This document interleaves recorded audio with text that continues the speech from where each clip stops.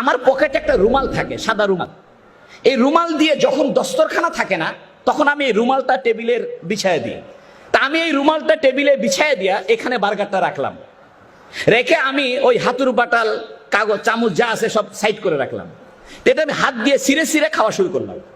এবং টমেটোর সস দিয়েছে, তা আমি এই টমেটোর সসটা আঙ্গুল দিয়ে চেটে চেটে খাওয়া শুরু করছি। তা আমার পাশের টেবিলে বগুড়া থেকে কয়েকটা ইয়ং লেডি তারা উঠেছে বাসে।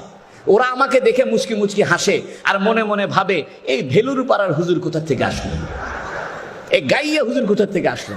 তা আমি ওদেরকে দেখে আরো ভালোভাবে আঙ্গুল দিয়ে চেটে চেটে খাইতেছি। এরপরে এক পর্যায়ে আমি যখন তারা হাসাহাসি করতেছে আমাকে দেখে, আমি ওই মেয়েদের সামনে গেলাম, যাই বললাম, excuse me madam, I talk to about English, you know English. যেই না আমি এই কথাটা বলছি, তো ওই মেয়ে দুটা মানে একদম তাকায় উঠছে। আমি ইংরেজি জানি, আমি ইচ্ছে করে ইংরেজি বলবো না। কেন বলবো? ইংরেজরা এদের 200 বছরের গোলাম বানিয়েছে আমাদেরকে।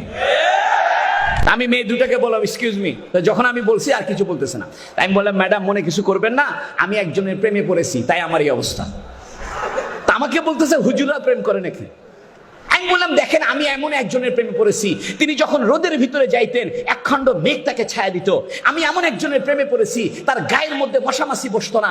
আমি এমন একজনের প্রেমে পড়েছি, জীবনে কোনোদিন মিথ্যা বলেনি। আমি এমন একজনের প্রেমে পড়েছি, পূর্ণিমার চাঁদের চাইতে তার চেহারা উজ্জ্বল ছিল। আমি এমন একজনের প্রেমে পড়েছি, যিনি দুঃখীর দুঃখ মোচন করত। আমি এমন একজনের প্রেমে পড়েছি, যিনি বিধবার আশ্রয় ছিল। আমি এমন একজনের প্রেমে পড়েছি, যিনি অসহায়ের সহায় ছিল।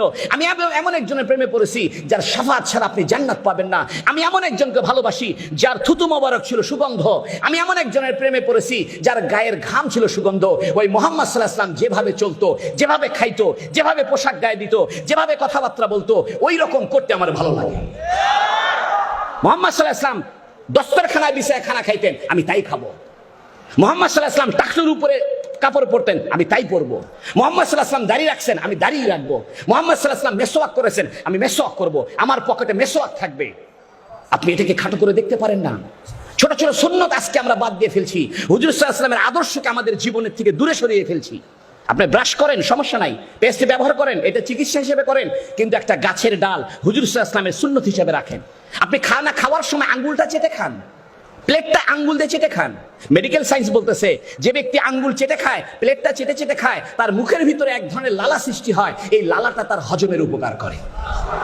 আপনি মুহাম্মদ সাল্লাল্লাহু আলাইহি ওয়াসাল্লামকে চিনলেন না। ও যুবক, আমার কলিজা ফেটে যায়। তুমি কিডসকে চিনলা, বাইরনকে চিনলা, হুমায়ুন আহমেদকে চিনলা, আইয়ুব বাচ্চুকে চিনলা, গোটা দুনিয়ার সমস্ত তোমার সেলিব্রিটিদের চিনলা। পৃথিবীর সবচেয়ে সেলিব্রিটি, পৃথিবীর একমাত্র সেলিব্রিটি মুহাম্মদুর রাসূলুল্লাহ সাল্লাল্লাহু আলাইহি ওয়াসাল্লাম। আমি তোমাদেরকে উদাত্ত আহ্বান জানাবো, মুহাম্মদ সাল্লাল্লাহু আলাইহি ওয়াসাল্লামের সুন্নতকে আঁকড়ে ধরো। আমি আপনাদেরকে 2টা দাওয়াত দেওয়ার জন্য আসছি। 1 নম্বর দাওয়াত, কোরআনকে ধরেন। ও যুবক, কেন আপনার জন্য ইসলামী শিক্ষা প্রয়োজন? ইসলামী শিক্ষা না হলে আপনি মানুষ থাকবেন না। ইসলামী শিক্ষা না হলে আপনি মানবতা বোধ জানবেন না। ইসলামী শিক্ষা না থাকলে আপনি মনুষ্যত্ব শিখবেন না। ইসলামী শিক্ষা না থাকলে আপনার পরিবার ব্যবস্থা ঠিক থাকবে না। ইসলামী শিক্ষা না থাকলে আপনার সন্তান অমানুষ হবে। ইসলামী শিক্ষা না থাকলে বোনের সঙ্গে আপনার সম্পর্ক ছিন্ন হবে। ইসলাম থাকলে আপনি বোনকে সম্পত্তির ভাগ দিবেন।